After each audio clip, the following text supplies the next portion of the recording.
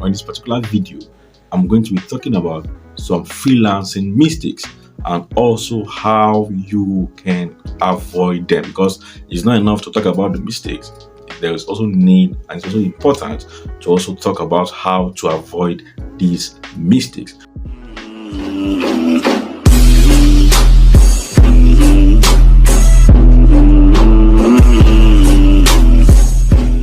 So if you are new to this channel, I welcome you specially. I am Joshua Adejo. In this channel, I talk about how to make money with your skill and also how to leverage on the online system to be a better version of yourself, and also how to make money. So here we talk about money.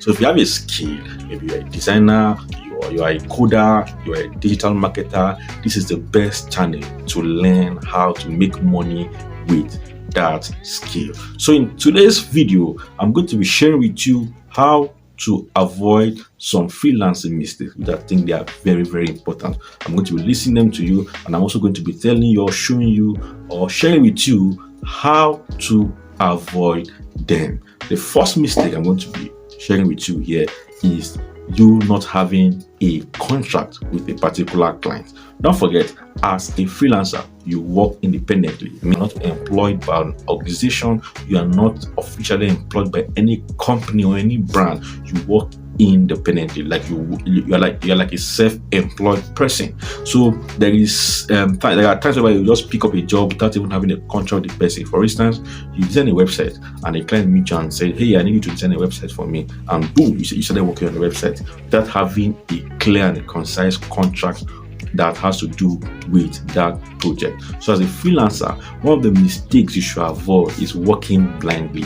Try as much as possible to have a written contract with that client. Understand that this also helps you organize everything. It also helps you to be on the right path, and also help the client to understand what is expected from you. So having a contract is very, very important. Don't just take jobs blindly and just start working without even having an agreement between you and the client. You have to calm down and also explain to the client, this is what is going to be expected from me, and this is what is going to be expected from you. And in so doing, you guys should have a written agreement that states all these things: the duration of the duration of the project. There are a whole lot of stuff that you need to put into consideration. The payment structure. I've seen freelancers that work with clients and they'll be complaining, "I've not received my money, he scammed me," and stuff like that. I know there are things that no matter how you do it, they will still happen in various situations. But try as much as possible to do your best. Have a written agreement. Okay, in this written agreement, it consists of the payment structure. How will I be paid? Will I be paid 50% before I start the job? And when will you pay me the remaining balance? And stuff like that. What will be expected from me? What time should I deliver this job? What is expected from the client? What are the things that this job will consist of? All these things are things you need to consider and also put together in a written form that both you and the client will have a detailed understanding of what is expected from you and also from them. So don't forget, having a contract is very, very important. Number two, lack of communication. As a freelancer, try as much as possible to have a good communication relationship with your clients.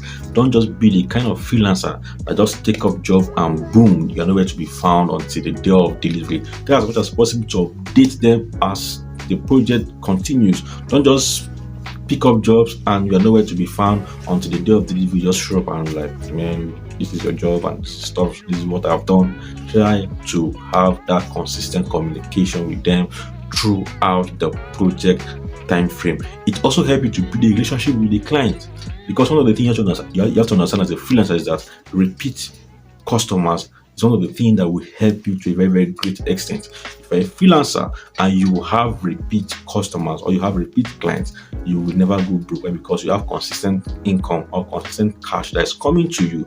And one of the ways you can build this thing is via communication. Try as much as possible to communicate with your client frequently. Third mistake is not being organized. I think I'm guilty of this countless times. Not being organized as a freelancer is one of the mistakes you should try and avoid. For instance, you have a job and maybe the client gives you a job today and he or she said, okay, I need this job to be done, or you guys agreed, let me use the word, you guys agreed that this job will be completed in the next 7 days, and on the first day, second day, you didn't do anything. Maybe 2 days to delivery or 1 day to delivery. You started working and you're working up and down. You are working, know how it is. You're just working just to make sure you beat deadline.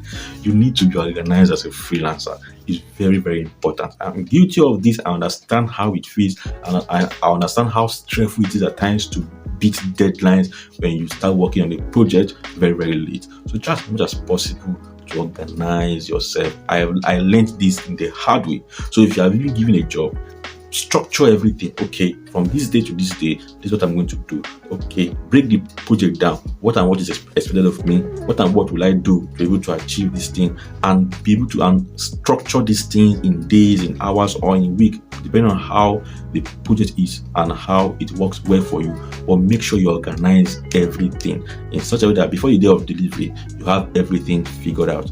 Number 4, which is very, very important, not keeping expenses. As freelancers, it's very, very easy to spend money anyhow, because as the work does come in, they pay you, and boom, you are running expenses, buying this, buying that, buying food stuff, paying rent, doing one or two things.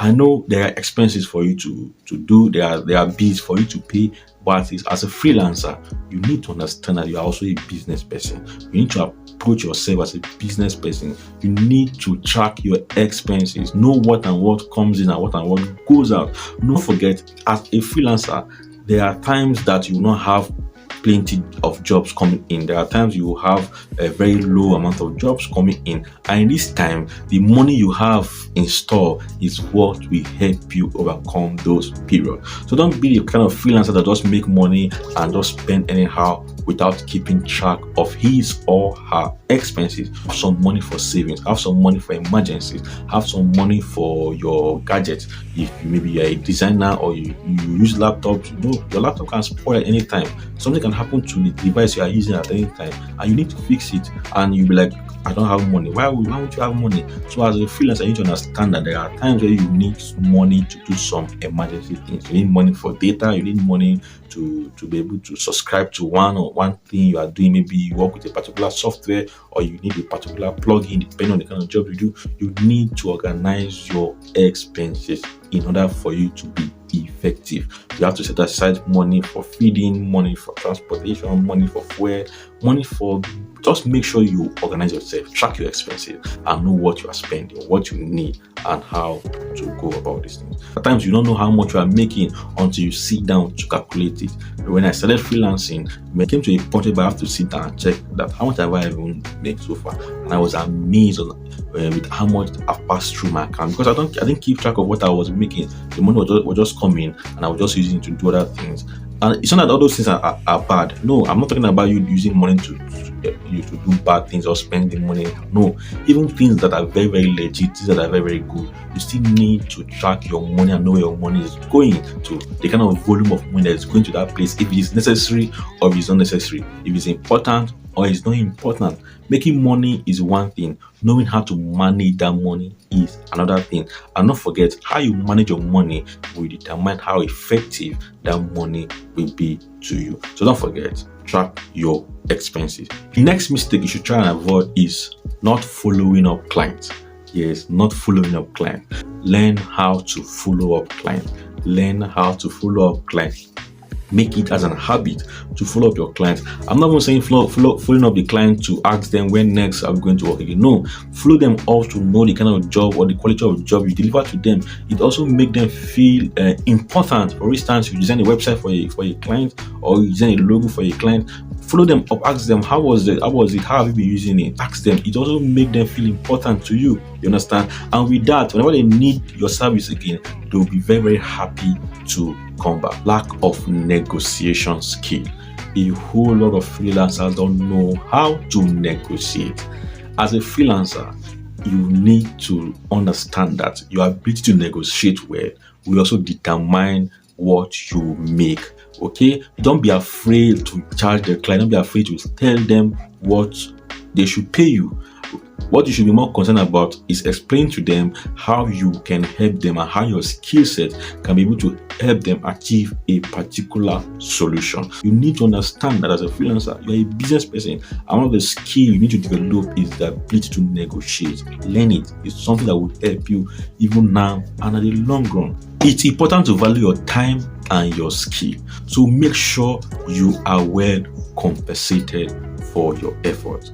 Don't just pick up jobs like that and the client say, I'll pay you this and you're okay. No, you might be okay. There's nothing about you being okay with what the client said he or she will pay. You understand? But know how to negotiate. If it's not up to what you're expecting, know how to negotiate. Even if it's up to, you can still, with the skill of negotiation, you can still up the price and also make more money. Learning how to negotiate is something you should learn. And one of the mistakes that you should avoid is you not knowing how to negotiate. Don't forget, this is the 10th day of our 365 skill monetization series. Until I come your way again tomorrow, I remain Joshua Adejo. Don't forget to like, comment, and also share to as many that you think that this video will benefit.